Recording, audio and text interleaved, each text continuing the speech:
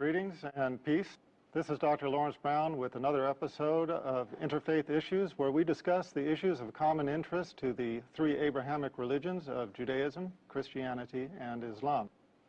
Today I'm going to be talking about the subject of where is the Christ in Christianity. Now that title might strike people as a little unusual if they have not been introduced to the concept before. The reason for the title, Where is the Christ in Christianity, is simply that many who read the Christian scriptures encounter a paradox that they have difficulty resolving. And that paradox is that the teachings of Jesus Christ often are found to be seemingly at odds with the tenets of Christian faith. Now, I would like to begin by backing up a step to the Old Testament. We all know, of course, Christianity is based upon the New Testament, but let's back up for a minute to the Old Testament, the scripture that Jesus Christ held up as the scripture of his time.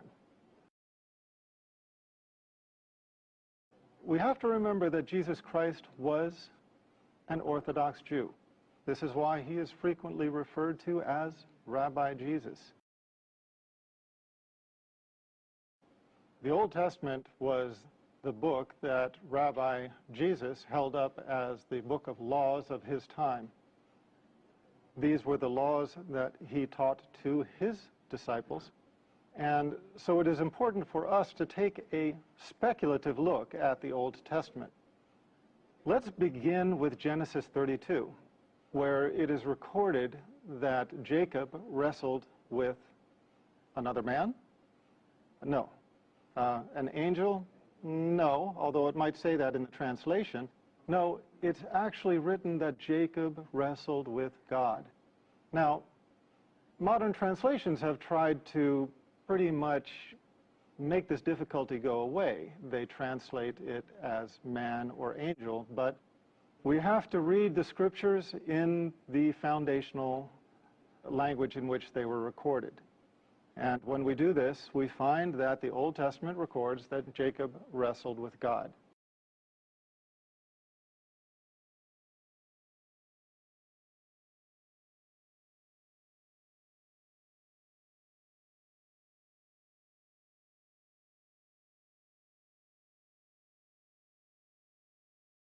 Now, let's put this into perspective.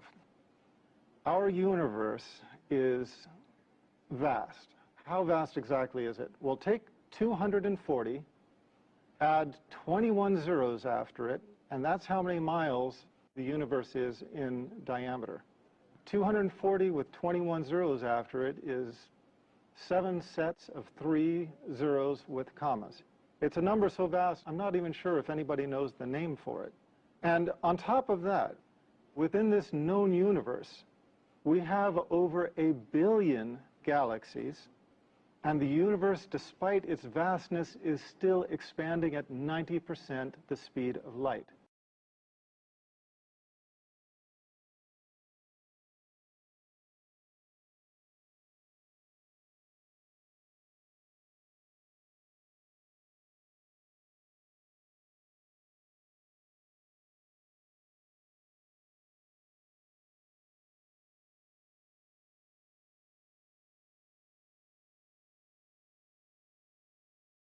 Now this is creation of our Creator, and we are to believe that Jacob, a man, wrestled with the Creator of this vast universe, not only wrestled with him, but as the Bible records, prevailed.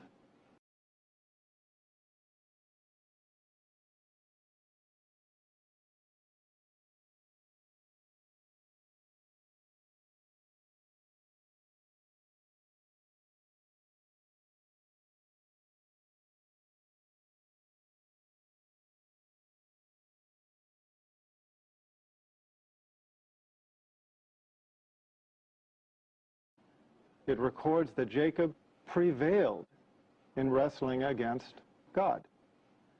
Now, as I said, modern translations have tried to escape from this difficulty by translating that Jacob wrestled with an angel or wrestled with a man. That's not what the foundational Scripture says. And we have to look at the foundational Scripture if we are going to get a true feel for the accuracy of these writings. Now, unreliability is a recurring problem in the Old Testament. One of the largest examples of unreliability is to be found in 2 Samuel 24:1, compared with 1 Chronicles 21:1. In 2 Samuel 24:1, it reads, quote, "Again the anger of the Lord was aroused against Israel, and he moved David against them to say, 'Go, number Israel and Judah.'" Fair enough. What did it say? The anger of the Lord, and he moved David. What does 1 Chronicles 21:1 say? Quote, "Now Satan stood up against Israel and moved David to number Israel." Here we have 2 passages describing the same historical event in very clear, unequivocal language. One speaks of God, the other speaks of Satan. Now, we have to ask ourselves at this point, is there any possible way to rectify this? In another passage, as I told you, Genesis 32:24 through 30, it records a man, Jacob, as having wrestled with God. Here we find 2 passages, one speaking of God, one speaking of Satan, describing the same historical event. In both of these passages, there is no possible way to rectify this inconsistency. So, which was it? Was it the Lord or was it Satan? We don't know. But what we do know is that it renders the Old Testament unreliable as a book of Scripture. As God is all-knowing, all-powerful, perfect, and all-reliable, he does not make the simplest of mistakes. A human being might, and we have to assume, okay, maybe this mistake came from a scribe. But if the revelation has been passed down to us in this time, with these errors existing within the text, and we cannot trust that portion, then what portion can we trust? Now, Christians would like to believe that the New Testament is free from such errors. Christians would like to say, well, okay, that's Old Testament. Let's not worry about that. We have the New Testament. We don't base our faith upon the Old Testament. That's of historical significance because the New Testament replaced the Old Testament. Well, it's a fair enough argument if it bears water. And in order to analyze that, we have to look at the New Testament and consider whether or not there are similar inconsistencies. So let's do that. To begin with, where Jesus and his family allegedly fled when they were persecuted, one gospel, Matthew, records the family having fled. Another, Luke, records the exact same scenario. One records the family having fled to Nazareth. The other records the family having fled to Egypt. Matthew 6:9 through 13, Luke 11:2 through 4, they differ over the wording of the Lord's Prayer. Now, think about what this means. We're talking about the Lord's Prayer. We're not talking about a little esoteric, little-known prayer. We're talking about the Lord's Prayer, the most commonly quoted Christian prayer in the world throughout the history of Christianity. And yet we have 2 different versions of it. It is described in 2 Gospels, and the wording does not agree. How much does the wording not agree? Over the last several years, the Jesus Seminar has compiled over 300 fellows of the Jesus Seminar. These are leading Christian scholars who represent their various faiths. They are at the top of the academic and the theological field, and they analyze the Christian scriptures. They analyze the foundational manuscripts, not the ones that we read in our translations into whatever language. No, they analyze the manuscripts in their original language. How big is the difference between the two versions of the Lord's Prayer? It is so large that the Jesus Seminar agrees that the only word Jesus Christ reportedly stated that they can agree upon that he stated was Father. Now we're talking about the prayer that starts, Our Father who art in heaven, hallowed be thy name, da da da da da. But as famous as this prayer is, as much as people rely upon this prayer and think that these were the actual words of Jesus, the preeminent theologians and Christian scholars of the Jesus Seminar have concluded that the only word of the Lord's Prayer that can be definitively traced to Jesus Christ is the word Father.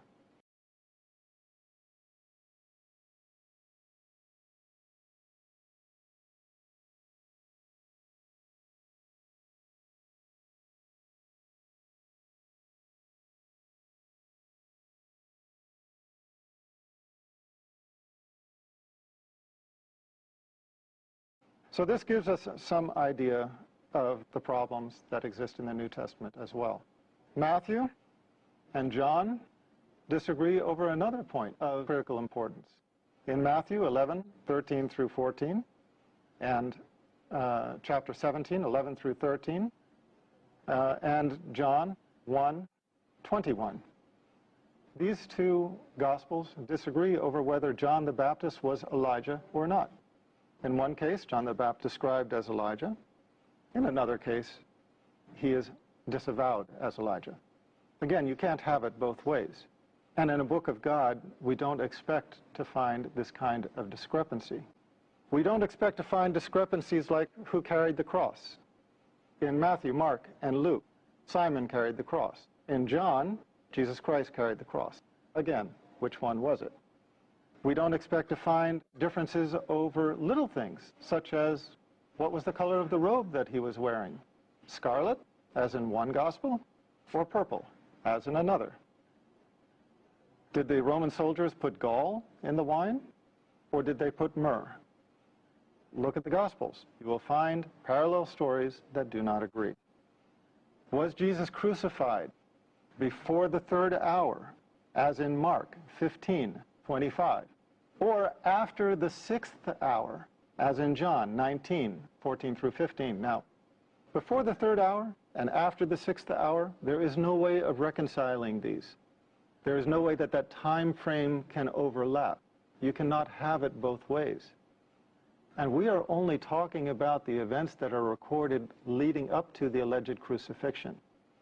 After the alleged crucifixion, all similarity between the stories becomes almost unrecognizable. Now, that's a hefty challenge. And I would challenge the serious and the sincere to go and read the Gospels, look at them side by side, and compare the stories after the alleged crucifixion to see exactly on what details they agree. One of the most important details that they do not agree on is the last words of Jesus Christ. Now, think about this. Throughout time, whenever you have a famous personality, when that person is dying, their followers, the people who love that person or emulate that person or want to just write history books about that person, they hang upon their deathbed waiting for their last words. You can even find books about this. There's one book called Famous Last Words. And what is interesting is that there is no disagreement about the last words of the famous personalities in books like Famous Last Words. But when it comes to Jesus Christ, one gospel records that his last words were, "It is finished." Another gospel records that his last words were, "It is finished?" No, not at all. The other gospel records that his last words are, "Father, into your hands I commend my spirit." Which is it? Again, you can't have both.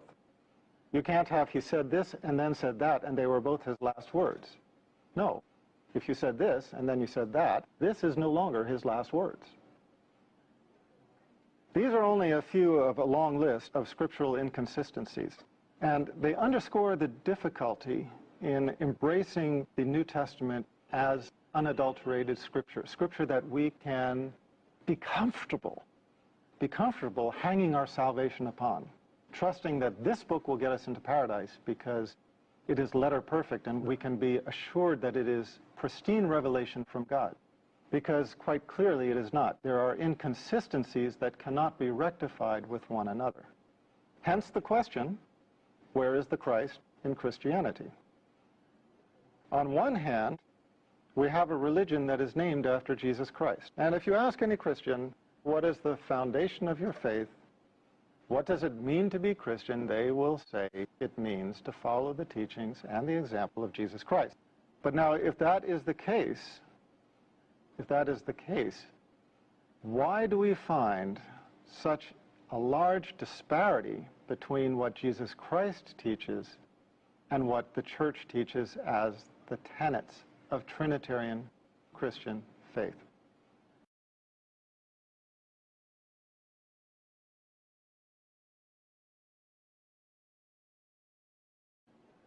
Let me give you some examples. Jesus Christ taught Old Testament law. That's why, as I said in the beginning of this talk, he's known as Rabbi Jesus. Paul negated it. Jesus Christ taught that God is one God.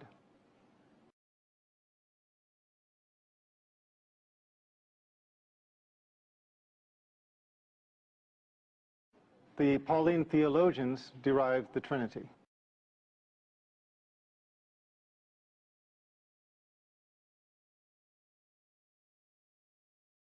Jesus called himself the Son of Man 88 times. 88 times he called himself the Son of Man. Not once did he ever call himself the Son of God in a literal, begotten, not made sense. What did Paul call Jesus Christ? The Son of God. What do Christians know Jesus Christ as now? Allegedly the Son of God. We have to ask ourselves, when we are following the tenets of Christian faith, or those who follow the tenets of Christian faith, what are they adhering to more closely, the teachings of Jesus Christ or the teachings of Paul? And make no mistake about it, they are not the same. The teachings of Paul, as I just stated, in most cases are contradictory to the teachings of Jesus Christ, negating the Old Testament law, denying the unity of God, denying the direct accountability, meaning praying directly to God instead of praying to a saint or an intercessor, identifying Jesus Christ as a man and not as the Son of God. These are critical points upon which Paul and Jesus Christ were at odds. Paul was not only at odds with the teachings of Jesus Christ, but he was corrected by Jesus' disciples. It is well documented in the New Testament, the animosity between Peter and Paul, the animosity between James and Paul. So again, the title of this talk, Where is the Christ in Christianity? Because what we are finding is that what Jesus Christ taught is not the foundation of the tenets of faith encountered in Trinitarian churches of this time. Rather, the Trinitarian churches of this time are based predominantly upon the teachings of Paul.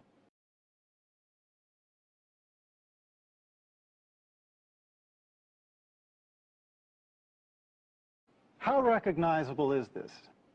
Is this something that I am seeing for the first time nobody else has seen?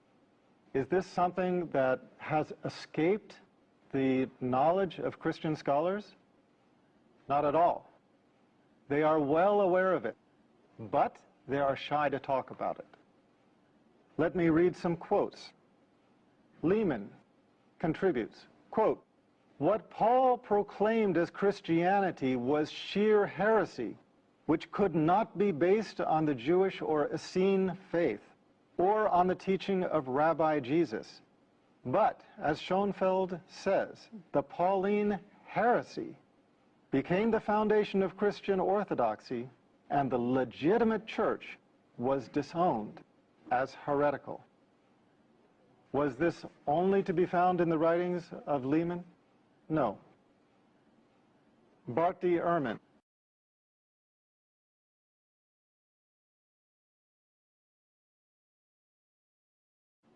probably the leading scholar of biblical textual criticism alive today, speaking upon this very subject, commented, quote, Paul's view was not universally accepted, or one might argue even widely accepted.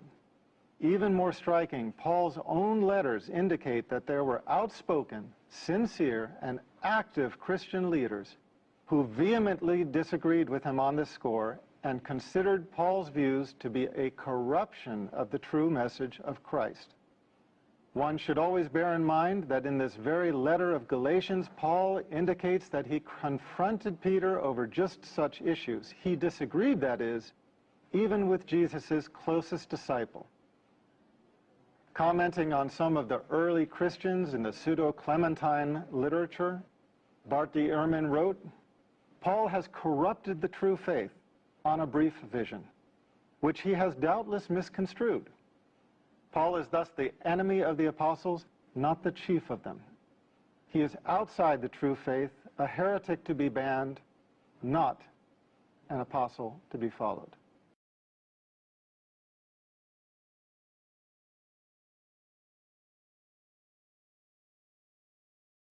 Joel Carmichael, quote, we are a universe away from Jesus. If Jesus came only to fulfill the law and the prophets, if he thought that not one iota, not a dot would pass from the law, that the cardinal commandment was, quote, hear, O Israel, the Lord our God, the Lord is one.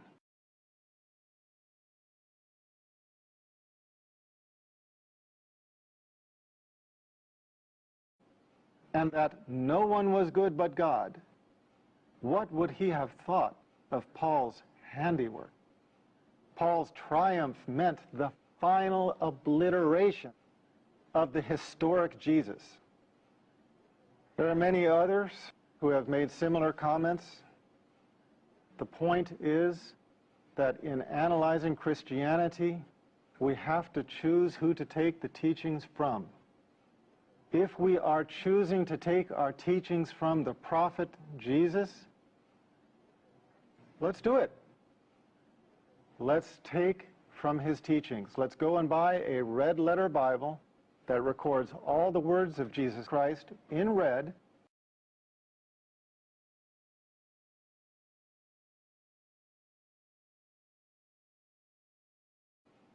And we will find everything that Jesus said very clear. You will find everything that I have spoken about in this last 20 minutes. You will find him speaking of one God. You will find him speaking of himself as the Son of Man. You will find him speaking of direct accountability. You will find him speaking of the fact that he was an ethnic prophet, etc., etc.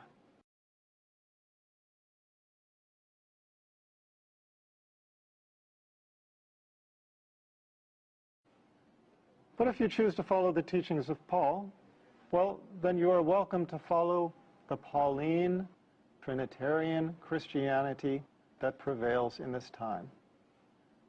But before you do that, I would suggest one thing. Let's take a close look at these issues I have described. Jesus Christ teaching that there is only one God.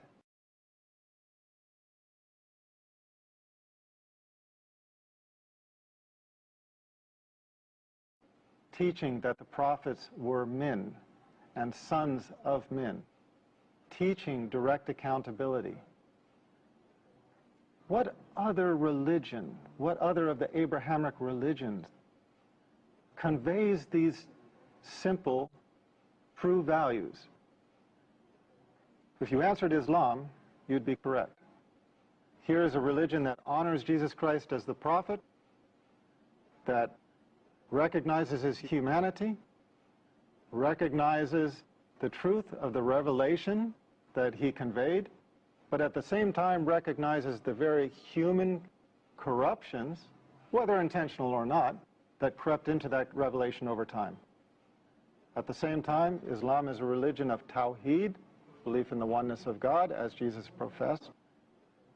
And it is a religion that fulfills everything that Jesus Christ himself spoke of. If you want to learn more about this, expand your knowledge on the subject, please go to my website, www.leveltruth.com. Look at the first of my series of books, Misguided, and you can carry it further from there. For now, this is Dr. Brown concluding this issue of Interfaith Issues, and looking forward to the next time we meet on this channel. Peace, and thank you for sharing this time with me.